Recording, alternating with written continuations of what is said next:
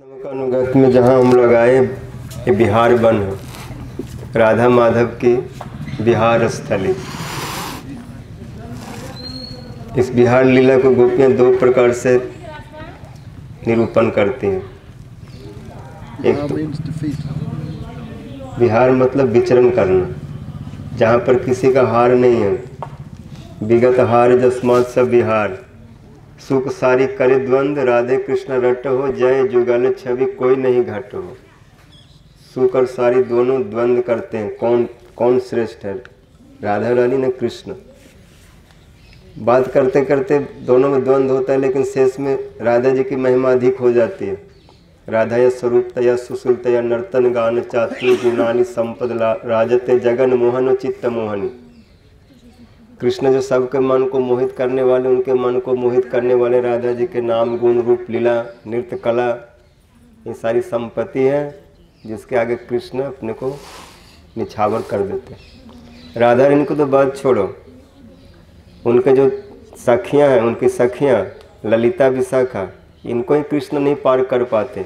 और सखियों को छोड़ो, जो दासियां उनको भी नहीं पार कर पाते। ये रूप मंजरी, रति मंजरी, लवंग मंजरी है, ये भी जब कुंज के द्वार पर खड़े हो जाते हैं तो वहाँ पर भी कृष्ण सिर झुकाते हैं, पीताम्बर गले में डाल लेते हैं और अनुनय विनय करने लग जाते हैं।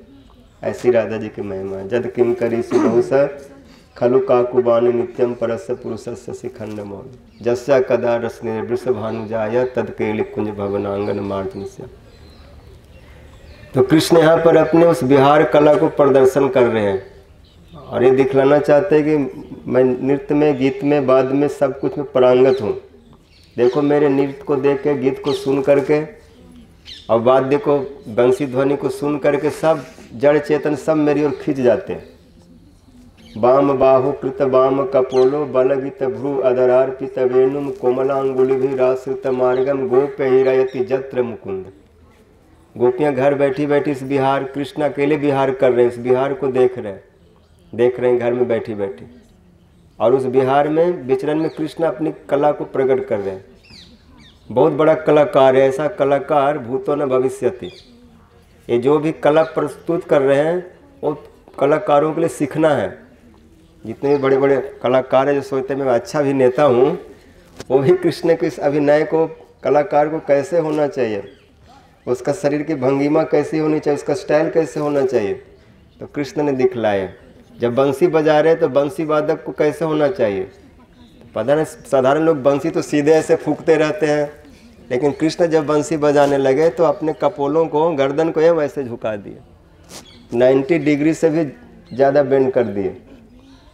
बाम बाहु कृत बाम कपोलो, बाएं भुजा पर, कंधा पर कपोल को रख दिए स्थिर करके, और फिर अधरों पर मुरली को रखे, कमर को टेढ़ा कर दिए, पैर को टेढ़ा कर दिया, गर्दन को टेढ़ा कर दिया, 3 जगह से टेढ़े हो गए, देखने लायक है।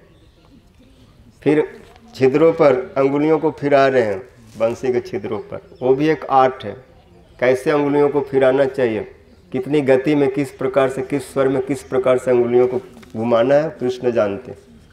बलगित भुर अधरार्पित कोमला अंगुल भी राश्रित मार्गम, कोमल अंगुलियों से जब बंसी के छिद्रों को ढकते हुए और खोलते हुए जब बंसी में स्वर लहरी भरते हैं तो ऐसी ऐसी लहरियाँ उससे प्रकट होती है, ऐसे स्वर निकलते हैं कि बड़े बड़े गायक लोग जो गंधर्व हैं, अप्सराएँ हैं, और जो दूसरे गायक हैं, देवंगनाएँ हैं, जो गीत कला को जानने वाले हैं, अनुभवी, जिसको अनुभव होगा वही तो उसको अनुभव कर सकता है। भैंस के सामने जाओ और बीना बजाओ, बांसुरी बजाओ, तो भैंस क्या करेगा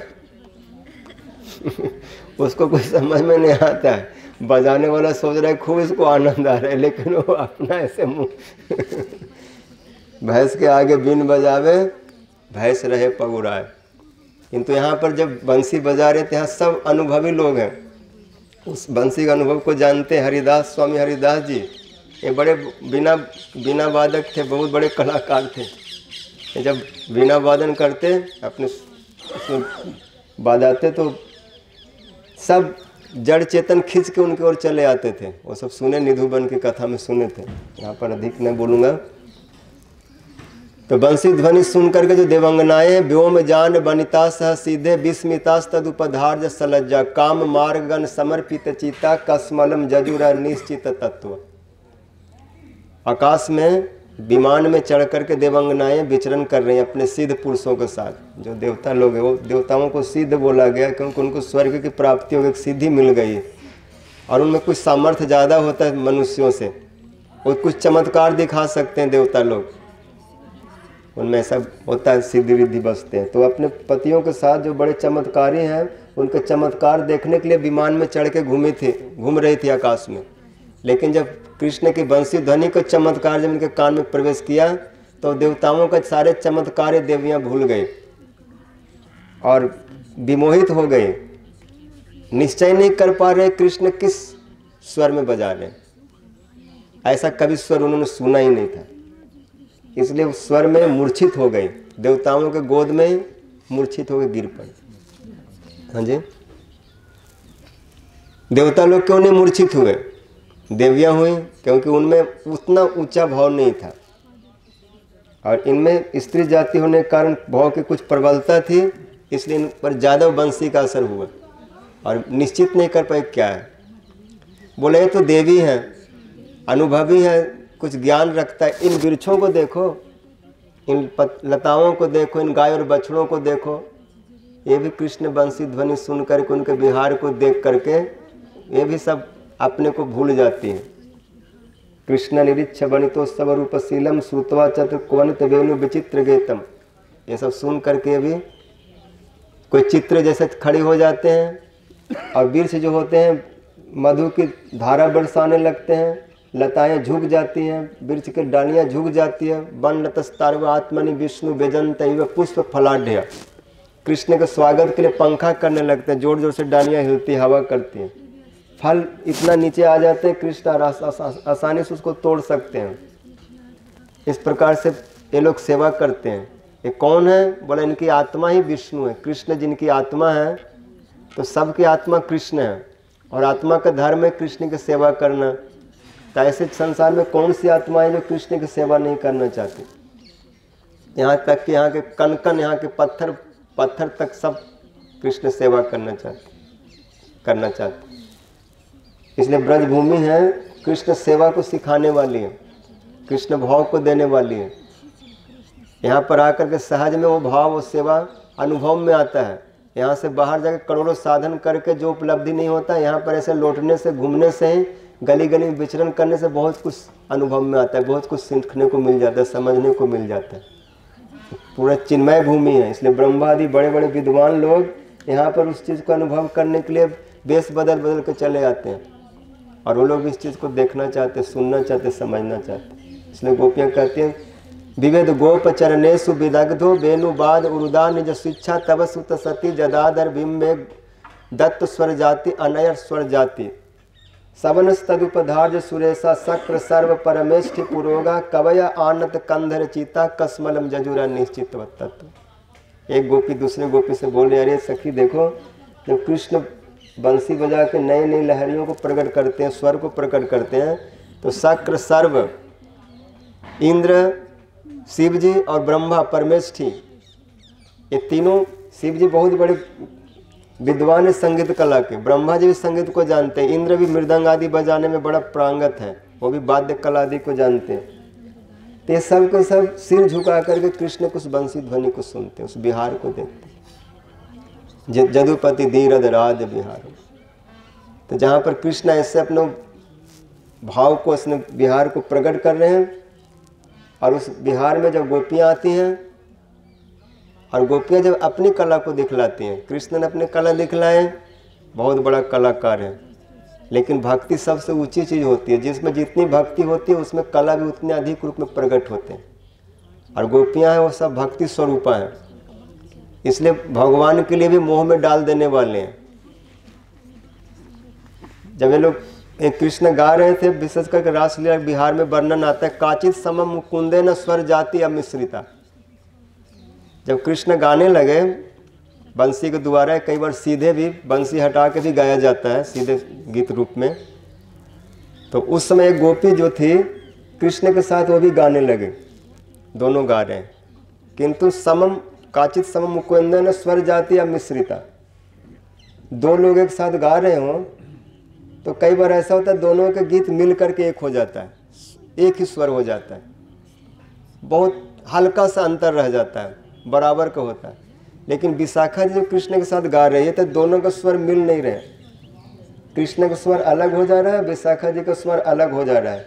और दोनों स्वर को सुनने से पता चल रहा है कि इनका स्वर ऊंचा है, इनका स्वर अच्छा है, और कृष्ण का स्वर दब गया, थोड़ा भद्दा हो गया, थोड़ा कम पड़ गया, क्योंकि इनके गला में सुरती बसी हुई है। और जब कृष्ण को लगा कि मेरा स्वर नीचे आ गया और इनका स्वर ऊंचा चला गया, तो उसमें कृष्ण को क्या हुआ, एक तरह से उनसे सीखने की एक स्थिति आ गई कि अगर अच्छा गाना हो तो इनके साथ थोड़ा अभ्यास करो मिलके, तो ऐसा किसी दिन में ऐसा गला हो जाएगा, ऐसा स्वर आ जाएगा। इसलिए जो गायक होते हैं अपने गुरु के पास जाके क्या करते हैं, उनके स्वर को साथ में अपना साधना करते हैं कि मेरा भी स्वर उनके जैसा हो जाए। तो बिना लेके उनको सिखाते रहते सारे ऐसे करके। तो कृष्ण भी अनुभवी हैं, ये भी अच्छा गाने वाले हैं, और एक बहुत बड़ा अनुभवी व्यक्ति को अगर उससे अधिक कुछ अनुभव मिलता है तो वहाँ पर वो ईर्षा नहीं करता। एक अच्छे कलाकार के स्वभाव होता है, बहुत प्रसन्न होता है। कृष्ण बहुत प्रसन्न हुए, आज मुझको कोई ऐसा कलाकार मिला जो मेरे कला को नीचे दबा करके अपना कला को ऊपर उठा दिया, अब इस कलाकार को मैं कुछ उपहार दूंगा। खुश हो गए और अपना उतरिया निकाल करके विशाखा जी के गले में डाल दिए। जैसे कोई बहुत अच्छा गाता हो बजाता हो तो खुशी हो जाती है सुन करके, तो क्या करते हैं, कुछ देते हैं। तो कृष्ण के पास क्या है देने को, जंगल में घूम रहे हैं और ये सब कलाकार रुपया पैसा के भूखे नहीं है इसलिए अपना उतरिया दे दिए, राधा विशाखा जी को गले में डाल दिए और खूब उनको साधु साधु कह के बोले। काचित सम मुकुंदन स्वर जाति अमिश्रिता प्रियता बहव साधव साधव इति।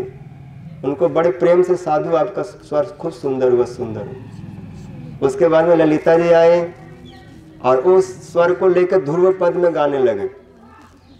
एक स्वर होता है जो मध्यम में होता है और ध्रुव पद जो होता है बहुत ऊपर उठ जाता है। हम लोग जितना भी गाते हैं प्रायः मध्यम में ही गाते हैं, बहुत से लोग होते हैं लो नीचे में गाते हैं, लेकिन साधारण लोग बीच कहीं स्वर में रहते हैं। और ध्रुव पद बहुत ऊंचा होता है, सबके गला वहाँ तक नहीं जाता। स्वर को बहुत ऊपर उठाने से क्या होगा, गला बंद होने लग जाता है, ऐसे होने लग जाता है। और जो अच्छे कलाकार होते हैं बहुत ऊपर तक ले जाएंगे, इतना तक वहाँ कोई पकड़ ही नहीं सकते। तो विशाखा जी तो मध्यम स्वर में गा रहे थे और ललिता जी उसी संगीत को ऊंचा उठा दिए। जैसे कोई गीत गाते हैं ना, जैसे वो कीर्तन है, कोयल की कोक के मयूरों की केका, ये मध्यम हो गया, फिर उसको ऊपर उठाएंगे, कोयल की कूक मयूरों की केका, और ऊपर चले गए। और साधारण ऐसे भी गा सकते, कोयल की कूक मयूरों की केका, और उसको बहुत ऊपर ले जा सकते जिसके जितनी गला ऊंचा हो सकते। तो ललिता जी बहुत ऊपर ले गए ध्रुव पद में, 3 ताल में निबद्ध करके। और उस समय कृष्ण तो वहाँ पर लड़खड़ा गए। तो कहते हैं तदेव ध्रुवम उन्नय तस्य मानम च बहवदात। जब ललिता जी बहुत ऊपर उस स्वर में उनको गाए तो कृष्ण उनको और अधिक सम्मान किए। क्या किए, अपने गले में जो हार पहन रखे थे मोतियों का या कुछ अमूल्य रत्नों का, वो हार निकाल करके उनको पहना दिए और उनको बोले जय हो साधु साधु। तो जिस बिहार लीला में ऐसे ऐसे कला प्रकट होते हैं और कृष्ण उसका अनुभव करते हैं, इसलिए कृष्ण इस स्थान में विहार करने के कारण इस स्थान का नाम है बिहार वन। बिहार सुरदुर्गिका ममा मनो कनिंद्रस्य लोचन विलोचन चक्रो शरद मंद चंद्र पद प्रभा उरु अंबर तटस्य चावरन तारावली मय उन्नत मनोरथ इरम आलम्बी साराधिका। कृष्ण जब यहाँ पर आते हैं और कभी राधा जी का उनका दर्शन हो जाता है, उनको दर्शन होता है, तो कहते हैं कि राधा जी कौन है, मेरे बिहार के लिए सुर दीर्घिका है। जैसे बिहार के लिए गजेंद्र किसी विशाल सरोवर में विचरण करता है, ऐसे राधा जी का स्वरूप ही एक सरोवर के सदृश है और कृष्ण के मन को शीतल करने के समान है, जैसे सरोवर में हाथी शीतल होते। इसलिए बिहार सुर दीर्घिका मना मनो कनिंद्रस्य विलोचन चकोरयो शरद चंद मंद प्रभा। राधा जी के जो आँखें हैं, राधा जी का जो स्वरूप है वो कृष्ण के लिए शरदकालीन चंद्रमा के समान है। शरद काल के चंद्रमा के जो प्रभा होता है बड़ा मधुर होता है, मीठा होता है, क्योंकि उसमें आकाश निर्मल स्वच्छ होते हैं और उसमें चकोर उस चंद्र किरण को बड़े प्रेम से पान करता है। ऐसे जिनका स्वरूप दर्शन कृष्ण के लिए परम आनंददायक होते हैं। ये सब बातें कृष्ण जहाँ पर अनुभव करते हैं, इसलिए इस स्थान का नाम है बिहार वन। शरद मन चंद्र प्रभा मय उन्नत मनोरथ यम आरंभी सा राधिका। मेरे हृदय रूपी आकाश को अलंकृत करने के लिए जो मानो करोड़ों ताराओं के समान है। जैसे आकाश में अगर ताराएं न उदित हो, चंद्र का उदय न हो, तो आकाश की क्या सुंदरता रह जाएगी, काला काला कुआं जैसा घोर हो जाएगा। लेकिन आकाश सुंदर इसलिए देखने में लगता है कि उसमें चंद्र है और ताराओं की चमक है। ऐसे कृष्ण भी बोलते हैं हमारे हृदय आकाश जो है तभी प्रफुल्लित होता है, प्रसन्न होता है जब राधा जी का दर्शन होते हैं। यहाँ पर भी अंधकार छा जाता है। ऐसे मेरा बड़ा सौभाग्य है कि इस प्रकार मैं ब्रज में रह करके और राधा जी के भावों को प्राप्त करता हूँ, और उन सब भावों का प्राप्त इसी स्थानों में होता है। इसलिए बिहार वन बहुत ही रहस्यमय स्थान है। यहाँ पर सबका प्रवेश नहीं है। जो इस भाव में भावित है वही लोग उस भाव में उस लीला में प्रवेश कर सकते। बाहरी लोग तो बाहर से प्रणाम करके चले जाते हैं। जन नारदा अजय सुकर अगम्य वृंदावने व्यंजुल मंजु कुंजय तद कृष्ण चेतो हरणे का विज्ञ अत्रास्ति किंचित परमम रहस्य। बिहार में परम रहस्य जो कृष्ण को मन को खींचने वाले कोई यह तत्व है। और राधा जी जिनके बारे में नारद सुखदेव व्यास सुखदेव दूर से प्रणाम करते हैं और दूर से ही प्रणाम करके और कुछ बोल करके चुप हो जाते हैं। ऐसे भावों का हमारे गोस्वामी लोगों ने, रूप गोस्वामी, सनातन गोस्वामी, जीव गोस्वामी लोगों ने वर्णन किया। जो हम लोग का वो भाग्य है कि महापुरुष धारा में उस चीज़ को हम लोग कुछ अनुभव करते हैं। बाकी ये सब गूढ़ रहस्य सबके लिए संभव नहीं है। बोलो सच्चिदानंद गौर हरि की जय, श्री गुरुदेव की जय, श्री बिहार वन की जय। कथा बहुत है लेकिन समय के अनुसार इतना ही काफ़ी है। आगे हम लोग फिर चलेंगे। अब यहाँ से हम लोग जाएंगे चीरघाट और उसके बाद लौटते हुए गरुड़ गोविंद, और कुछ ज़्यादा दर्शन नहीं होगा, फिर आप इस मंदिर